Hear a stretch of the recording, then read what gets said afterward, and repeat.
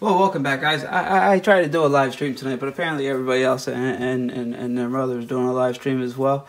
I was going to just have a little one-on-one with everybody to say, Happy New Year. Wish you all the best luck into the new year. I know in the U.S. I'm 3 hours ahead of some other people, and apparently YouTube's having some problems maintaining live streams right now. They're pretty much overwhelmed, and I'm sure Facebook is, and everybody else too as well.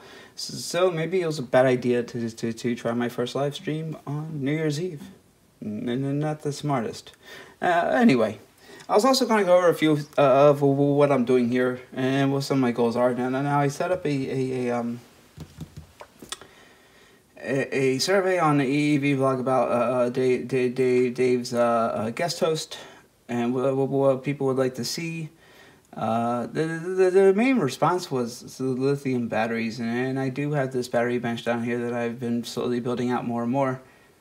And well, the timeline to get a video done and edited it and published and have Dave approve it and everything for his guest host is over the holidays, over Christmas, over New Year's Eve. Good idea. Great support for the smaller channels. Short timeline to get it completed. So I'm withdrawing. I'm not doing it, but I will still be doing that video that everybody wants to see. So that's been one of my plans. Between that, two of the things with my channels I've always said is I will never do videos on lithium batteries, and what ended up happening was a lot of people ended up doing videos on lithium batteries with bad information. I said I would never do videos on mains electricity, and what ended up happening was everybody's wiring up these sun-offs the wrong way and bypassing grounds to turn on and off their oscilloscope and their soldering iron. So I'm done with if I do a video on this, somebody might get hurt. I'd rather put out proper information than try to dispute a lot of these other videos that are doing it wrong. So welcome to the new year. More videos, live mains videos, lithium battery videos, explaining why you should spot weld versus solder, how to properly check a battery, and no, the answer is not just a multimeter. You need more than just a multimeter to check a battery. No, it's not. Well, if it charges, it's good. If it charges and it doesn't get hot, it's good.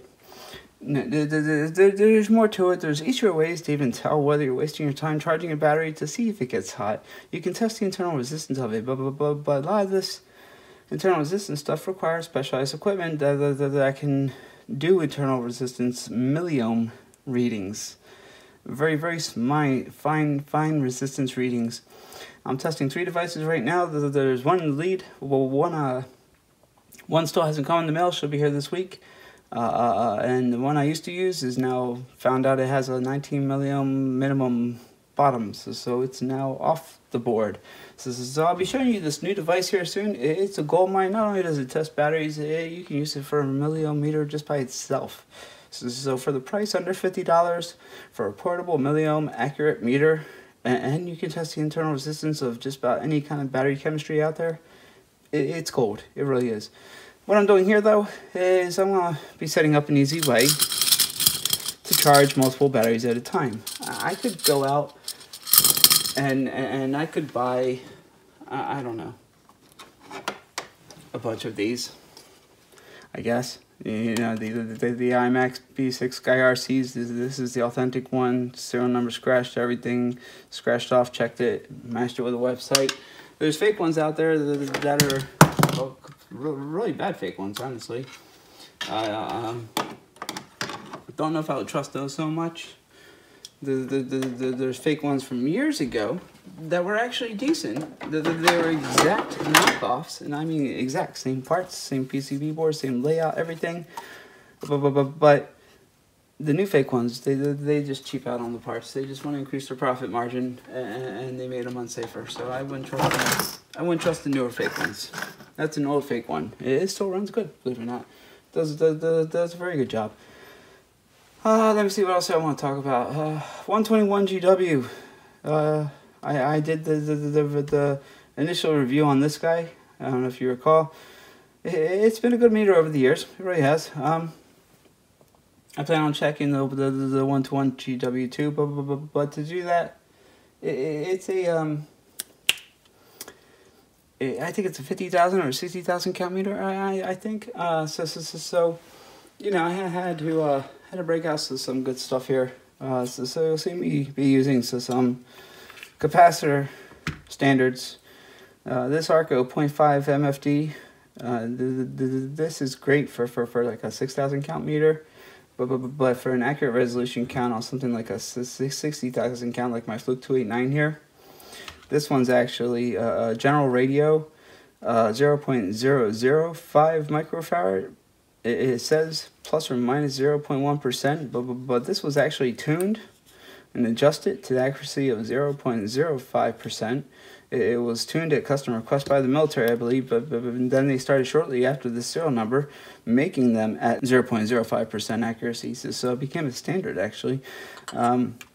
So we're going to be using the better capacitor standard for capacity checking and everything else. I still have my original VJ resistors, high accuracy, 0.0025%. Accuracy with them. I haven't moved them over to a decade box or any kind of switching box or anything. These just the way it was set up when I did the BM235. I still have the original voltage reference that I built out. Still runs, still works great, still dead on with my HP. My HP is technically out of spec calibration right now, but it is it's still dead on, and I know that because I can check that against my B&K Precision 8601, which is a 5 count meter, and DC load, and it's NIST, it's calibrated and NIST certified, and they all match up, perfectly with that voltage reference too as well. So very happy with that build. I'm not going to change it. I was going to move it to a cleaner PCB board, make my own PCB board. I will do that eventually. Not that though. I have enough parts to build 4 more. I'm going to just build 4 more and make my own PCB board that way. As far as this goes, we need a way to test more than just 1 or 2 batteries at a time. I had 3 chargers. I had the fake Sky charger. I got the Sky RC IMAX B6 Mini, and if you want to go big, then you go ISDT. Here's the Q6 Plus 300 watt 14 amp, but you have to have about 190 to 200 watt power input on it. But if I put 14 amp 300 watts in series, if I could charge what 7 to 10 batteries at 1 amp a piece in series, or that's ridiculous.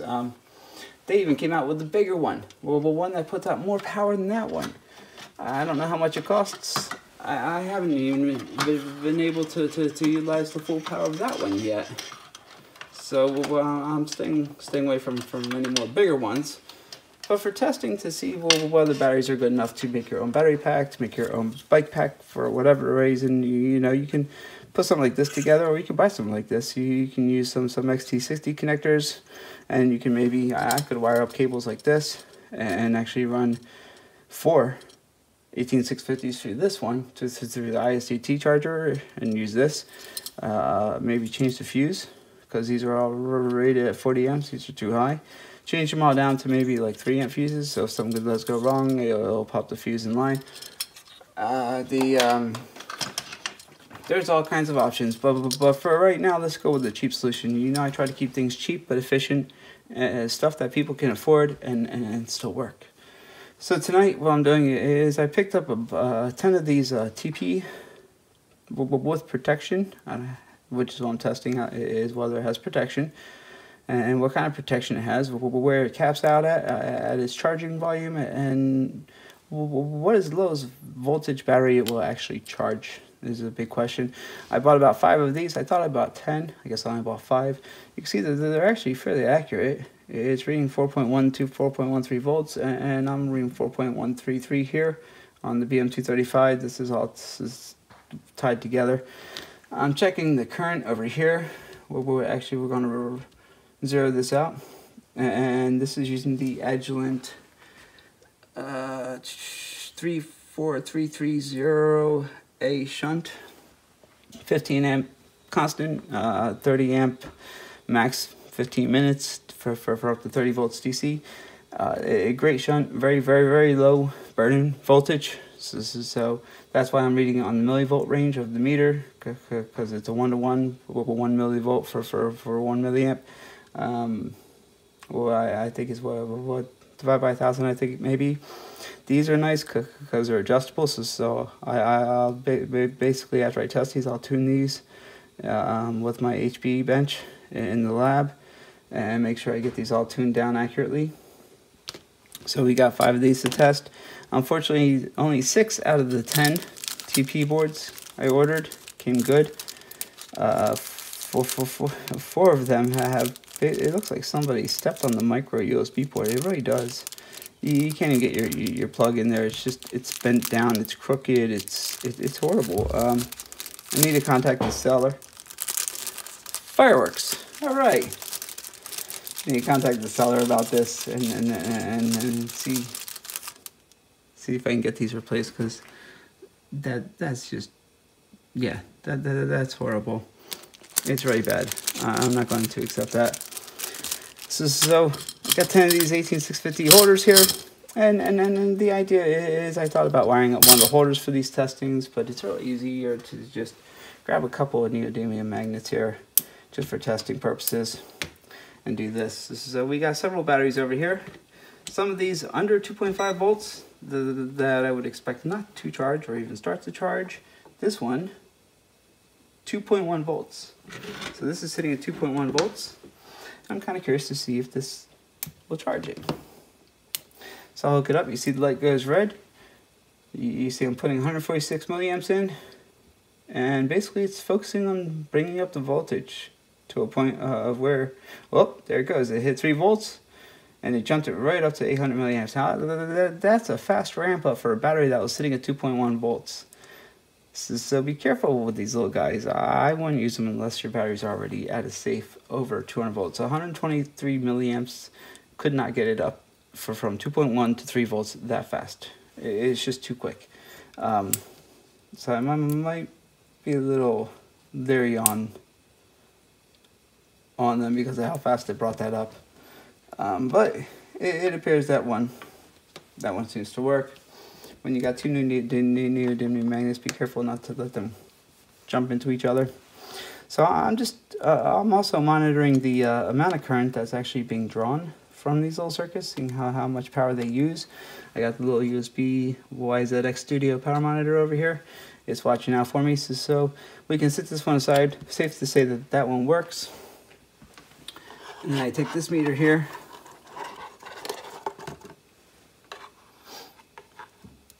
And I pull this little fluke lead off, and I pull these off, and we hook up the new meter. There we go. Drop this back over. Make sure my connections aren't shorting, which they're just being a pain right now. They don't want to fold it into place. I don't know if that's upside down or not. We'll find out in a second, won't we? Grab the next board and give it its power. Hooked up to the correct direction, positive and negative. There we go. Oh, actually, I wasn't using the power there. I was actually using the micro USB port. Sorry. So this is the output for monitoring the voltage and the current, and runs to the battery connection. Plug in the micro USB. Comes up with 2 lights on. Shows 4.13 volts, 4.11. This one needs a little tune, little adjustment. It's drawing 12 milliamps. So I'll need to adjust that. Let's grab a battery that should be close to another firework. Close to its range. One of my neighbors got some good stuff. 2.7 volts, okay. So we'll pop the 2.7 volts on here. These are all ranged from lowest to highest. So one of these is actually fully charged. One of the tests I'm running is, okay, 800 The amps, these are supposed to be 1 amp chargers, so I'm disappointed that they're only putting out 800, but it's holding voltage steady at 3.05, and this is 3.08. So I need to bring this voltage down a little bit from 3.08 to match better. Not to mention, it seems a little dim. The last one was a lot brighter. Let me check my connections and make sure I got a good connection on this here. 3.37, 3.4, 3.39.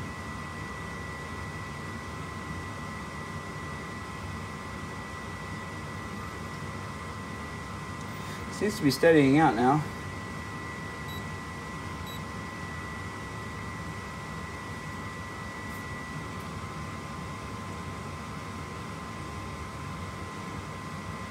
Still a little high, so I think I'll adjust it down just a tad bit.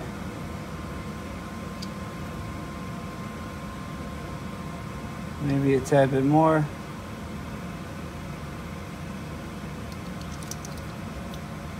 Attracted some metal there with the magnetic 3.28, way too much.